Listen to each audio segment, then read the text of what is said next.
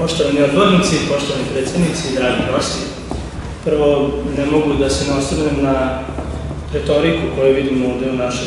našem domu i mogu reći da sam vrlo iznenađen sa pojedinim odbornicima, iako sam član veća, ali ne mogu da ne prokomentarišem to da praktično smo imali jednu trenutku vršenje pritiska i na predsjednika Skupštine i na rad uopšte ovog doma. I mislim da zaista to ne donosi nikakvoj demokratičnosti ovde, ali u svakom slučaju treba da razgovaramo o ovoj temi, ovo je značajno i treba da pričamo i ovde smo čuli neke konkretne predloge. Međutim, činjenica je da Skupština treba danas da donese odluku o tome da li će pojedini članovi opštinskog veća biti u stalnom radu ili ne i zašto su ova dva resora izabrana. S obzirom da sam uključen u rad opštinskog veća i s obzirom da znam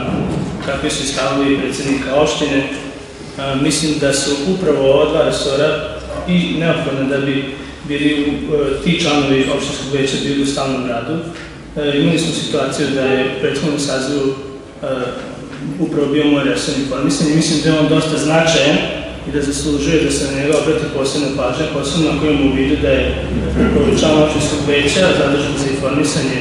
gospođa koja je pripadnik nacionalne manjine u našoj opštini i mislim da posebno treba da se obrati pažnja upravo na ovaj segment u okviru informisanja. Ja se ne slažem i ne mogu sad, da ćete mi izviniti predsjedniče, da se ne osvrnem i na onu rečenicu koju smo čuli malo pre. Ja mislim da je informisanje značajno bolje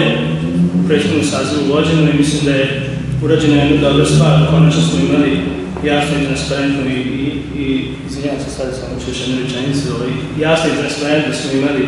i konkurs raspisan i obratili smo pažnju na sve ove učesnike u medijskom sadržaju opštine Srben, ali dobro, to ćemo ostaviti na neko drugo pitanje ili ako se potegnu na nekoj drugoj temi. Ja lično smatram da ovo pitanje uopšte nije vruć krompir. Zaista, čuli smo i to, nisam imao priliku ranije da se javim, ali mislim da o ovom pitanju treba da razgovaramo sasvim normalno i korektno i ja ću biti taj koji će pokušati da odgovori, pošto smo ovde više puta čuli da je Srpska napredna stranka obećala da će imati 5 članova opštinskog veća. To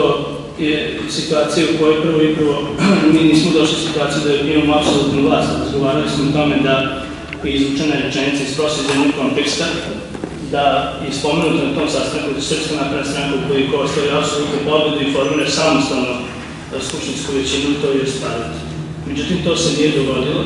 Nažalost, našom pobedili smo, ali se to nije dogodilo.